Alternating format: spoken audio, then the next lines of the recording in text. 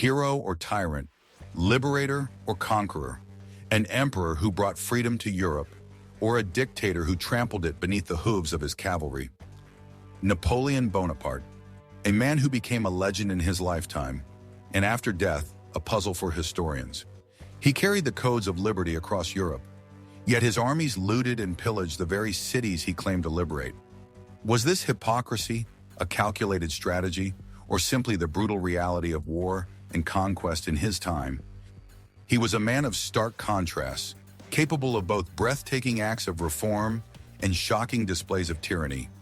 He embraced the language of liberty and equality, while simultaneously centralizing power and establishing a regime that, while undeniably efficient, also bore the hallmarks of authoritarianism. He spoke of spreading the Enlightenment, yet imposed strict control over the press and stifled any voices that dared to challenge his authority. So, was Napoleon a hypocrite, skillfully manipulating the rhetoric of revolution to mask his own thirst for power? Or was he a pragmatic strategist, forced to make difficult choices in a turbulent era, balancing the ideals of liberty with the realities of maintaining order and projecting French power on the global stage? His life, a dramatic tapestry woven with threads of brilliance and brutality, defiance and domination, leaves us grappling with a complex and often contradictory legacy. He himself pondered this very question, famously declaring, "I close the romance of the revolution, but did I become its hero or its executioner?" His name evokes admiration, fear, and thousands of debates. But why is there still no answer to the simple question, who was he really? In this video, we embark on a journey into the heart of history's greatest paradox. And before you think, oh no, not Waterloo again, hold your breath. This isn't just another story about battles and coronations. This is an attempt to understand how one man could simultaneously abolish slavery in France and reinstate it in Haiti. How he could write laws that became the foundation of modern states and at the same time imprison critics without trial. How he could be a revolutionary and a tyrant all rolled into one. He promised freedom, but his armies brought fire. He proclaimed equality, but crowned himself emperor. Was it hypocrisy or a stroke of genius? The answer is coming up next. But first, let's go back to 1789. In the 1789, France was drowning in blood. The guillotine worked tirelessly, the king was executed, and chaos reigned in the streets. And it was then that a military genius from Corsica appeared, promising to end the revolutionary carnival. But would he be a savior, or just a new king in a uniform? Napoleon declared, "The revolution is over. Its ideals, liberty, equality, fraternity, are now protected by me." He created state banks, opened lyceums for peasant children, and wrote a civil code that abolished the privileges of the aristocracy. His laws are still in effect today. The Napoleonic Code became the basis of law in Germany, Italy, even Japan. A year after these reforms, he proclaimed himself Emperor of the French. The coronation at Notre Dame wasn't just a display of splendor, it was a symbol.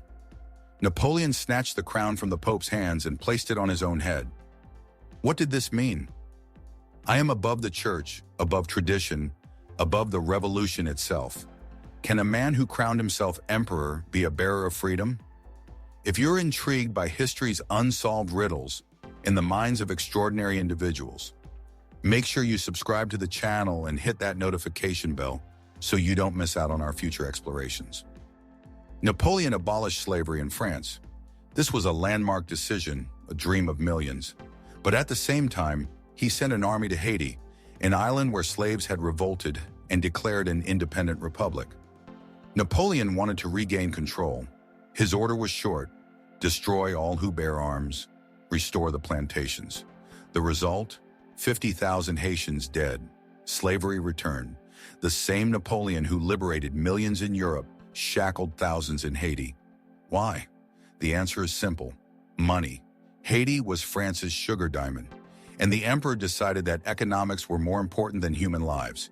He could have become a symbol of freedom, but he chose to be a god of money. How did this affect Europe? We'll cover that in this video, but now, let's remember how it all began. Napoleon was born in Corsica, an island that France annexed just 3 months before his birth. In his youth, he wrote, "I hate the French. They stole my homeland." His favorite book was The Life of Paul Emilius, which tells of Rome's struggle against tyranny. At 24, he became a general of revolutionary France. His armies shattered the monarchies of Europe. His name was cried out as a symbol of freedom. What happened? Did he betray Corsica? Did he transform his hatred of France into a love of power? Imagine a young man who dreams of expelling the French from his native island. And then, that same young man, 20 years later, stands in Versailles, dressed in a purple robe, taking the oath of allegiance from French marshals. What changed? Did the dream of freedom morph into a thirst for control? He destroyed the old order, but created a new cult, the cult of himself. How did he manage this? And most importantly, why do we still believe in his myth? The answer is coming up next. Today, everyone uses Napoleon. Politicians quote his strategies, businessmen study his leadership qualities, revolutionaries admire his boldness. But we forget the main thing: he was never black or white. Part 1. His story is a warning. It shows how easily good intentions can become instruments of power, how words about freedom can mask a desire for control, how one man can become a symbol of hope and its gravedigger at the same time. But how did an ordinary Corsican manage to turn Europe upside down?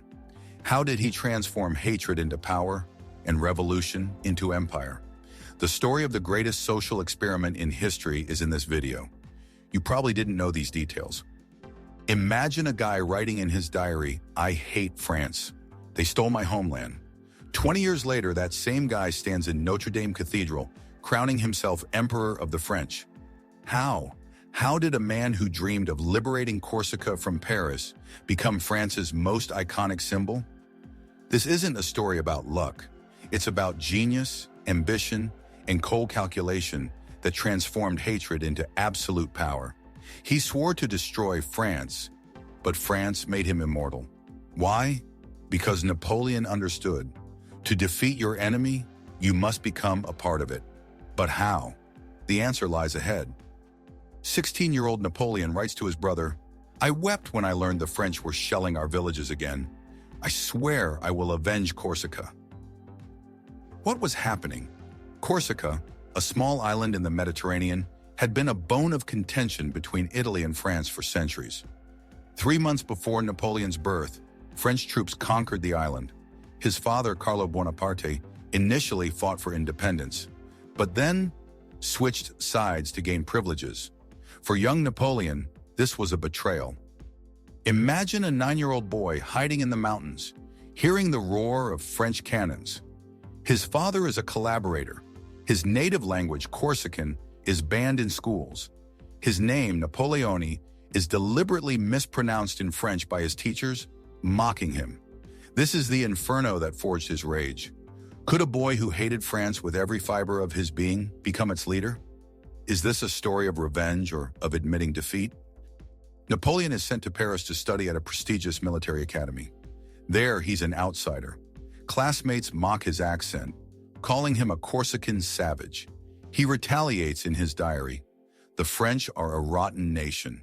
One day I will make them my slaves." But it's here that his talent blossoms. Napoleon devours history, mathematics, and tactics. He reads Rousseau and Voltaire. The ideals of the revolution ignite him. Suddenly he realizes, France isn't the enemy, it's a tool. The young rebel who dreamed of expelling the French now dreams of becoming a French general. Why? Because he sees the revolution shattering the old world, and this is his chance. He decided, if he couldn't destroy France, he would conquer it. But how could a Corsican outcast convince revolutionaries that he was their ally? The answer lies in the next chapter, the Siege of Toulon. France is in flames. The king has been executed, and Europe has declared war. The city of Toulon is captured by the British. The Republic needs a hero, and then a 24-year-old artillery captain from Corsica emerges. Napoleon proposes an audacious plan: bombard the British ships from the heights. The generals laugh. Impossible. But he insists. Within 3 days, his cannons decimate the enemy fleet. Toulon is liberated. Imagine, A young officer, yesterday a nobody, is now promoted to Brigadier General. His name echoes through Paris, but most importantly, he has proven France can win, and he is the one to lead it to glory. To avenge Corsica against France, Napoleon becomes its savior. To destroy it, he makes it stronger. Is this a stroke of genius or a twist of fate? A rebellion against France erupts in Corsica. Napoleon, now a general, requests leave to join the fight, but the Corsicans don't trust him. The rebel leader, Paoli, declares he's a French spy. Napoleon is banished from the island. His family home is burned. Corsica rejects him. This is a pivotal moment. Napoleon loses everything: family, homeland, the ideals of his youth. And it's then he makes a decision. If Corsica doesn't want me, I will become more than a Corsican. I will become a legend of France. Betrayed by his people, he finds a new family, the army, and this army will follow him to hell. But how did he transform soldiers into fanatics? I'll tell you in a minute. 27-year-old Napoleon takes command of an army that is starving and mutinous. The soldiers scoff. Who is this? The short Corsican? He's marching us to our deaths. But he delivers a speech. Soldiers, you are hungry, barefoot. I will lead you to the most fertile valleys in the world. There you will find glory, riches. Do you want it?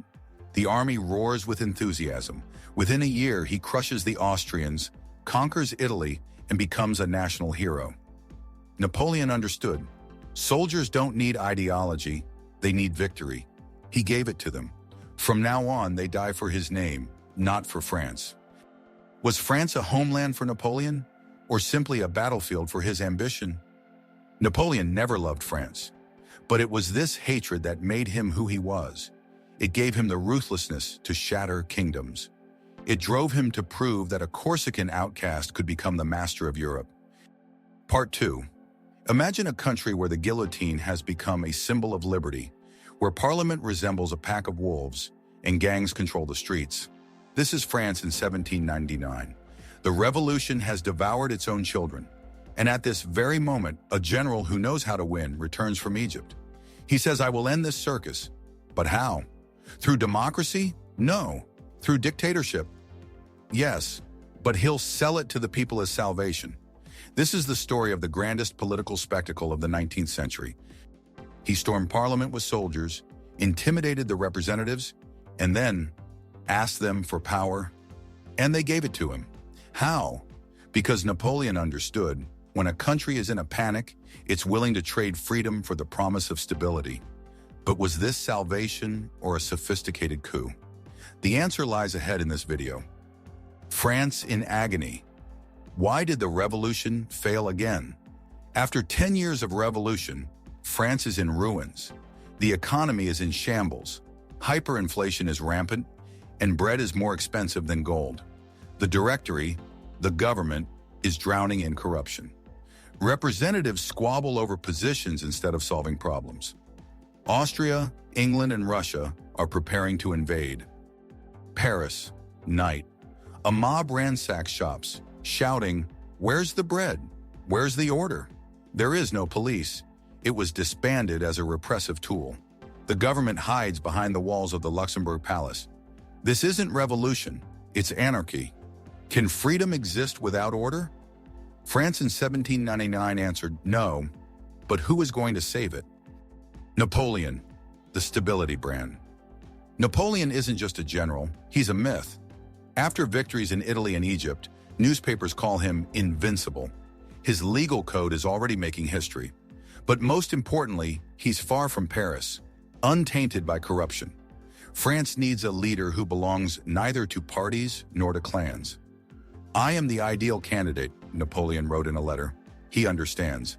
The people are tired of freedom, they need a strong hand, and Napoleon is ready to offer it. But how do you convince people that dictatorship is the only path to peace? Simple. Create an enemy, and Napoleon found one. The conspiracy. How to create an enemy out of thin air.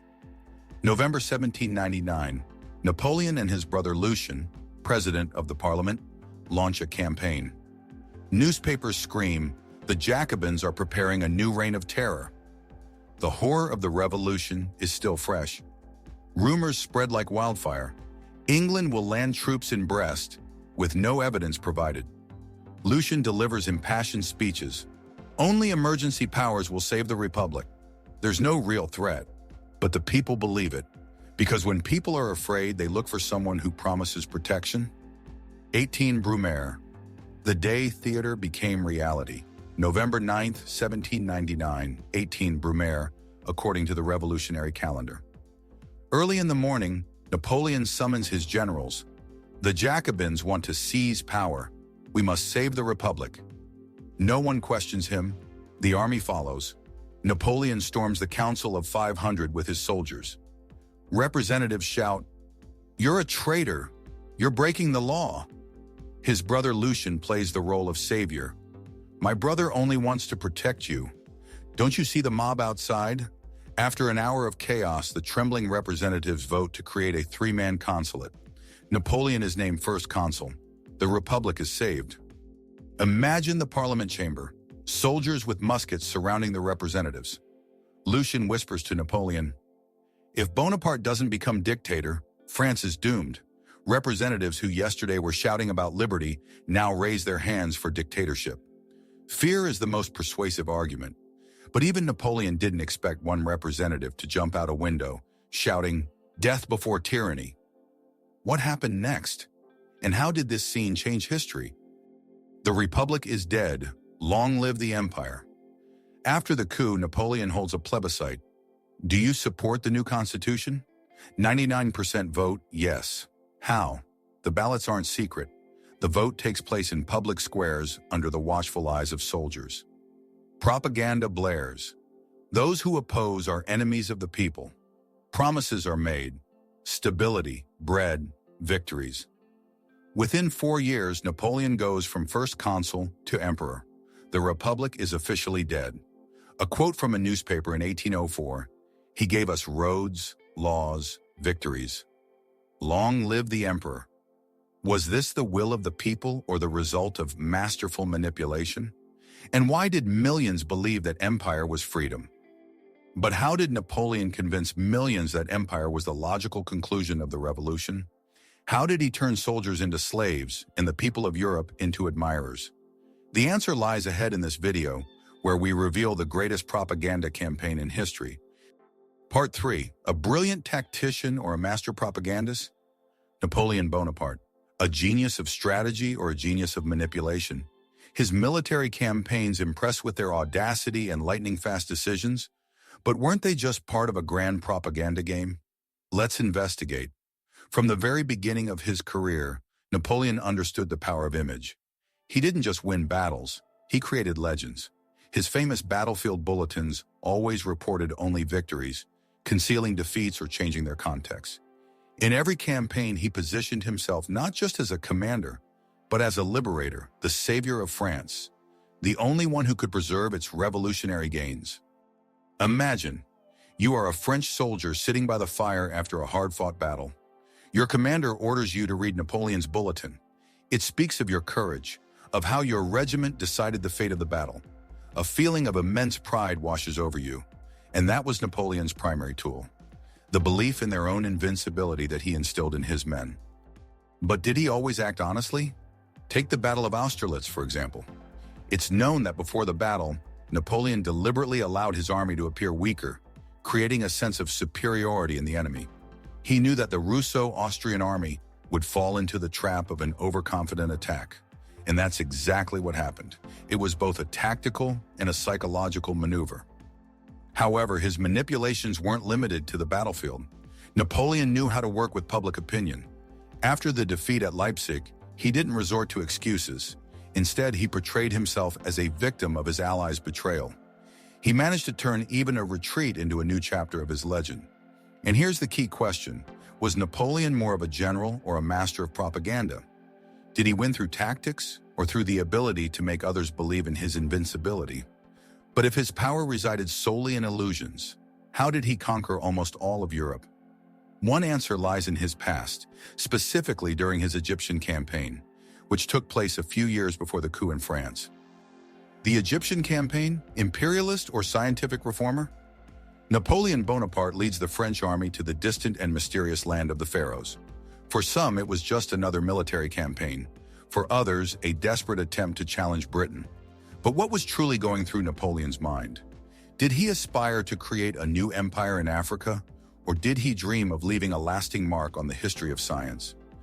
The French campaign in Egypt became one of the most astonishing military scientific expeditions in history. Napoleon brought with him not only soldiers, but also over 150 scholars, mathematicians, engineers, botanists, archaeologists. He intended not merely to conquer Egypt, but to explore its magnificent heritage. It was thanks to this expedition that the world learned about the Rosetta Stone, the key to deciphering ancient Egyptian hieroglyphs. But was this merely a side effect of imperialist ambitions? Meanwhile, French troops faced harsh realities. The Egyptian desert was unforgiving. The local population distrusted the invaders, and the British fleet under Nelson's command relentlessly pursued them. The climax came at the Battle of the Nile, where Napoleon's fleet suffered a devastating defeat, leaving his army stranded in Egypt. What did Napoleon do? He didn't despair. He initiated reforms, introduced new administrative structures, established the Institute of Egypt, and attempted to modernize agriculture. His efforts to leave a positive mark on Egyptian history might have been considered noble, if not for the methods he employed. Brutal suppression of rebellions, public executions, war crimes. These too were part of his Egyptian adventure. And so we arrive at the central question: who was Napoleon in Egypt? A great explorer who sought to bring the light of European science, or a cold-blooded conqueror who masked his ambitions with grand words? The answer may surprise you, and it awaits you in just a moment. Part 4. The Napoleonic Code. Progress or control disguised as law. Imagine a world where your profession, marriage, and even the right to criticize the government are determined by a single book. This book isn't the Bible, it's the Napoleonic Code. In 1804, it became the constitution for millions. But it concealed a paradox. It liberated people from feudalism and shackled them in new chains. Today, we'll explore why this document is called the foundation of modern law, and simultaneously an instruction manual for dictatorship. Napoleon said, "My true glory is not in having won 40 battles. Waterloo will erase the memory of his many victories. What nothing will destroy, what will live forever, is my civil code." But did the French know that along with property rights, they were getting something else? Secret police, censorship, and the prohibition against saying no to the emperor? Revolution in law. How a peasant became equal to account. Before Napoleon, Europe lived under feudal rules. Your status was determined by birth. Land belonged to the nobility and the church. Marriages were controlled by religion. The Napoleonic Code changed everything. Every Frenchman has equal civil rights. A peasant could sue a count. Property is sacred. Land now belonged to those who worked it. Marriage became a civil contract, not a religious right. Imagine a peasant who for the first time in 300 years receives a deed to his house. He weeps. "This is mine. Napoleon gave this to me." But beside it lies another letter. It reads, "Public criticism of the government is forbidden. The price of freedom? Silence." Can you liberate people by forbidding them to speak? Is this freedom or a new form of slavery? The dark side of the code, where voices disappear. Napoleon wasn't an idealist. Every progressive law had a darker side. Censorship. Newspapers now required government authorization. Independent publications were shut down. The secret police, led by Fouché, had the power to imprison without trial for suspicion of disloyalty. A judge believes the word of the employer, not the worker. But it wasn't men who suffered the most, but women. Do you know why? Because Napoleon wrote laws in bed. The story of how his lovers became slaves to the code is coming soon. Women, children, workers, the non-citizens of New Europe. The Napoleonic Code enshrined the subordination of women. A wife is obligated to obey her husband. Divorce was possible only with the husband's consent or due to his infidelity. A woman's property came under her husband's control after marriage. Napoleon himself married Josephine, who was older than him, deeply in debt, and had numerous lovers. He canceled her debts but wrote in the code, "A woman is her husband's property," the same code that liberated peasants established dictatorship within the family. Why? Napoleon's answer? Women should bear soldiers. Their place is in the kitchen. Haiti freedom, Napoleonic style. In Haiti, slaves led by Toussaint Louverture declare independence. Napoleon's response, he sends a 50,000-strong army. The order, reinstate slavery. Destroy all who resist. He uses the code to legalize slavery. 100,000 people die. Haiti becomes independent, but Napoleon forbids all nations from trading with it. He gave you rights. He left us only death. Can the code be called progressive if it justified genocide? The Napoleonic Code is a mirror of his power. It demonstrated that laws can be weapons. They liberate some and enslave others. They proclaim equality, but only for the chosen few. But how did these laws help Napoleon become a god to millions? Why did the peoples of Europe sing his praises while he destroyed their armies? The answer is in the next section, where we will uncover the greatest cult of personality in history. Part 5, Austerlitz vs. Waterloo. Why did his army transform from liberators to occupiers? The sun glints off millions of bayonets, blinding the enemy. Napoleon's army is a machine of liberty, carrying revolutionary ideals across Europe, overthrowing kings, giving land to peasants, destroying the old order. But just 10 years later, this same army is trampled into the mud of Waterloo, hated by the people who once greeted them with flowers. What went wrong? Did Napoleon betray his ideals? No. Did his soldiers betray him? Also no. This is the story of how victory became poison and liberation became national humiliation. The sun of Austerlitz illuminated Napoleon's greatest victory, but that same sun scorched his empire. How? Because he believed in his own invincibility and forgot that even gods fall when millions hate them. But when exactly did his army of heroes transform into occupiers? Austerlitz, a triumph that masked disaster. December 2nd, 1805. 75,000 French troops crushed 90,000 Russians and Austrians. Napoleon fooled everyone. He feigned weakness, surrendered the high ground, and lured the enemy into a trap. The result, the enemy lost 35,000 men, France only 9,000. Austria capitulated. Russia retreated. Europe was in shock. Napoleon is the god of war. Soldiers carried Napoleon on their shoulders. Austrian peasants thanked him for abolishing feudal taxes.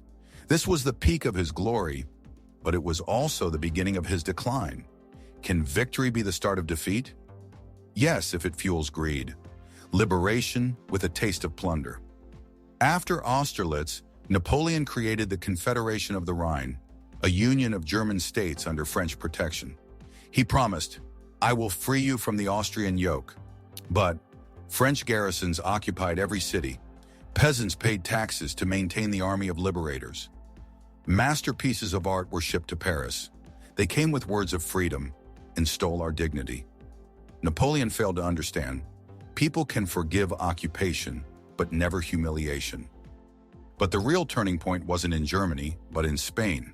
It was there that Napoleon's army first encountered something it couldn't defeat, a people's war.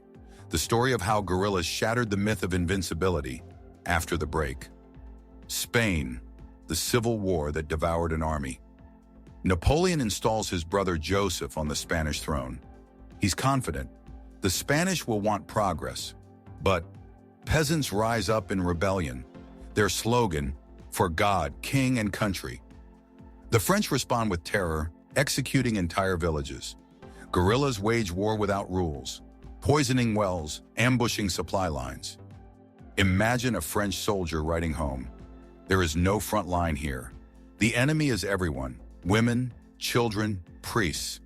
We burned a church, and now they hate us even more than the Inquisition." Napoleon lost 300,000 soldiers in Spain. For the first time, his army was afraid. Napoleon had conquered royal armies, but he lost to peasants with pitchforks. Why? Because he wasn't fighting soldiers. He was fighting the idea of a nation. Napoleon lost his army, but not his hope. He says, "I will raise a new army." But Europe has changed. It has seen his weakness. And now, it seeks revenge. How? We'll tell you next. Waterloo. The final act of the tragedy. Napoleon escapes from Elba and raises an army.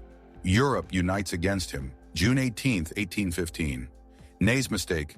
French cavalry attacks British squares without support. Arrival of Prussian troops. Blücher's army shatters the French flank. The result, 25,000 French dead. The empire falls. A quote from a British soldier, "They fought like lions, but for what? For an emperor who had already lost?" Why did the army that once liberated Europe die for a dictator? Were they blind fanatics, or the last knights of the revolution? From liberty to tyranny, how an army lost its soul. Napoleon's army transformed into occupiers not because of orders, but because of exhaustion. Exhaustion from war, from betrayals, from empty promises. The soldiers no longer believed they were bearers of progress. They were fighting for survival. But why do millions still admire Napoleon? Why is his image not that of a tyrant, but of a romantic genius? The answer is in the next section, where we will uncover history's greatest lie. How defeat was transformed into myth. Prologue. Playing with fire.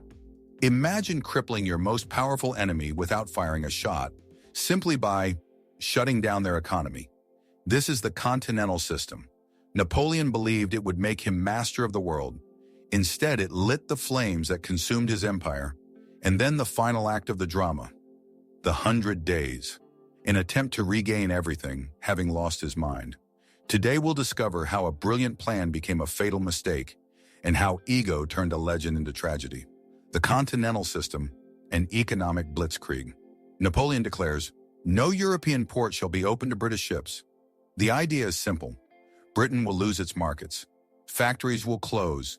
Unemployment will explode. London will surrender without a fight. Initial successes. French goods flood Europe. British exports fall by 40%. Napoleon boasts, "I have won without war." But Europe isn't ready for autarky. For example, Russia needs British textiles and tea. Prussia loses revenue from transit trade. France can't replace British coal. Imagine a German merchant writing, "I've sold English cloth for 20 years. Now my warehouse is burning because French goods are rubbish." Smuggling becomes a national sport. Napoleon thought he controlled Europe, but he didn't understand. Money is stronger than bayonets, and soon millions of Europeans would turn against him. Why? Because a starving people doesn't fear emperors. The blockade is the beginning of the end. Paradoxes of the blockade. France gets richer, but its people get poorer. Luxury in Paris versus hunger in the provinces. Allies become enemies. Russia violates the blockade, leading to the War of 1812. Britain adapts, finds new markets in Asia and the Americas. Napoleon's quote, 1810, "I will make Europe starve, but it must obey." Reality, 1811. Revolts in Germany, Italy, and the Netherlands. Napoleon looks at the map. Russia is trading with Britain? This is treason. He assembles a 600,000-strong army. But this is no longer an army of liberators. It's an occupying force, hated by all. The 100 Days, ego versus logic. March 1815. Napoleon escapes from Elba. He knows Europe hates him. His army is disbanded. But he believes, "France loves me." The first weeks, soldiers flock to his side. Peasants greet him with flowers. Napoleon proclaims, "I don't want war, I want peace." But Europe declares him an enemy of mankind. He can't rule without war. It's in his DNA. He could have become a constitutional monarch, but he needed glory, and he chose Waterloo. Waterloo, suicide of an empire. June 18, 1815. Marshal Ney's blunder. A cavalry charge without infantry support. Rain. The ground turns to mud. Cannons sink into the mire. The arrival of the Prussians. Blücher's army shatters the French flank. Napoleon's last words on the field. "If I lose today, it is the end. But France will remember me." After the battle, 25,000 French dead. Napoleon is exiled to St. Helena. His final words, "If it hadn't been for that rain." Even in defeat, he refuses to admit his mistakes. Ego turns tragedy into farce. Why do millions still admire Napoleon? The myth of the lone genius. He fought the whole world and almost won. The romanticization of failure.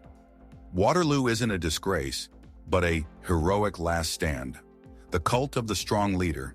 His image is used by politicians, businessmen, revolutionaries. Napoleon didn't fall because of Waterloo or the blockade. He fell because he stopped seeing people. To him, they were merely tools, soldiers for battles, peasants for taxes, nations for experiments. Can we condemn him if each of us dreams of becoming emperor of our own lives? History doesn't judge. It repeats itself. It's up to us to learn from its lessons.